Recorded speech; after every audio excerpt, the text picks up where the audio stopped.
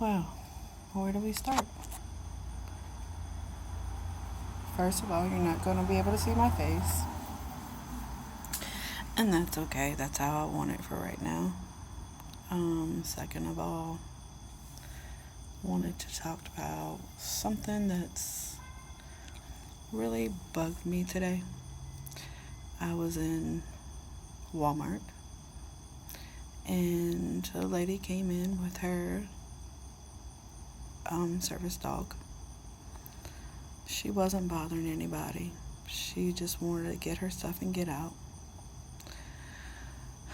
Unfortunately, an older lady had to make a huge scene about the dog being in the cart, yada, yada, yada.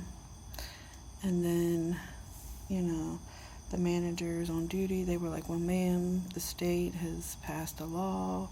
They can have their service animals in and they'll be disinfected in the cart and all this other stuff. And they handled it the correct way, which I'm, very, very grateful for. But the whole time she's standing there, I'm shaking. Like literally shaking from head to toe. Because she said, these people get on my nerves. They always think somebody owes them something. Oh, she has to have a service animal. Oh, I'm depressed. Wah, wah, wah. I have anxiety. Wah, wah, wah. Poor, pitiful me. And when she said that, I was devastated. Because I myself, I suffer from depression and anxiety.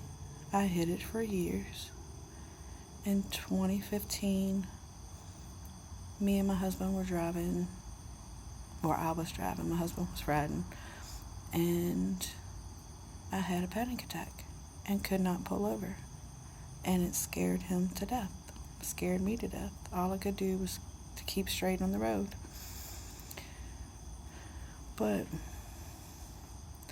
something clicked when she said that. And this lady is standing there about to fall to pieces. And I'm like, you know what? I have to say something. I have to be an advocate for this lady right here. Because nobody else will. So I stepped up to the lady and I told the lady, I said, if that was a seeing eye dog, you would not have any problem with it. She was like, well, he wouldn't be in the cart. Yes, ma'am. Very true. Still, if there was another reason, you wouldn't have a problem with them. I said, and I hope and I pray that you never have a panic attack and feel like you are drowning and cannot get enough air. You cannot control your body. You shake violently. You want no one to touch you. You want no one to speak to you. You just want it to stop. I hope she is never depressed and feel like everything is spiraling out of control. And then I went on to tell her, just because this lady has a disease that you cannot see, you want to make fun of her and mock her. I said, you're making fun of her and you're also making fun of me because I have depression. I have anxiety attacks.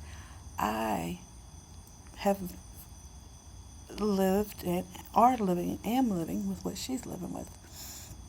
I said, and it's people like you that make us don't want to come out and do the things that we need to do for fear of being judged. I said, that dog is probably cleaner than the money you have in your pocket.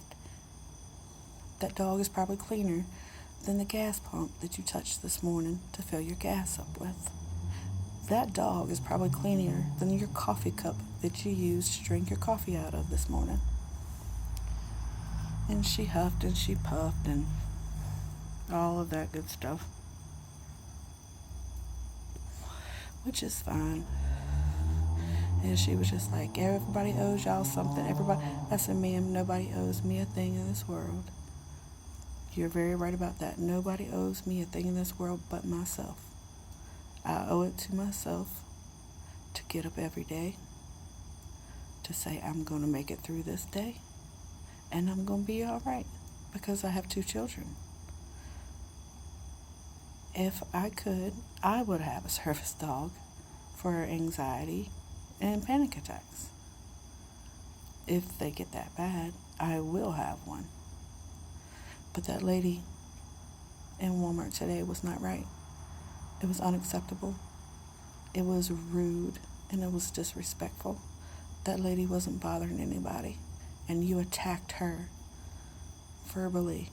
You attacked me verbally. And whether you know it or not, when you walked out the door, the place cheered because you were gone. So I don't know who the lady was that was in there with her dog. Didn't get her name.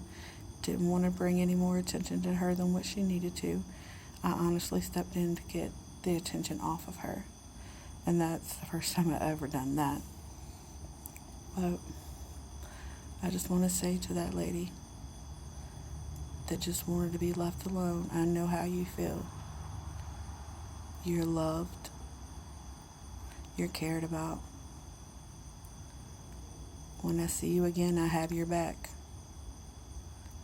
And it's going to be okay. And to the lady that started all this, shame on you. Shame on you. Because the person beside you could have had cancer and you didn't know it. You could have been spewing your garbage about somebody with cancer. Or you could have had somebody standing beside you that was having heart failure or thyroid disease or anything, and you could have spewed your mess on them. That's what people like you do. You try to take down people that just want to live their lives. They just want to live their life. They just want to get through everyday things, and you won't let us. So to you, you hateful Walmart lady, shame on you. Shame on you. This will probably be the only video I make. If you want to listen to it, great. If you don't, that's fine too. But I wanted to make this known. Shame on you, Walmart lady. Shame.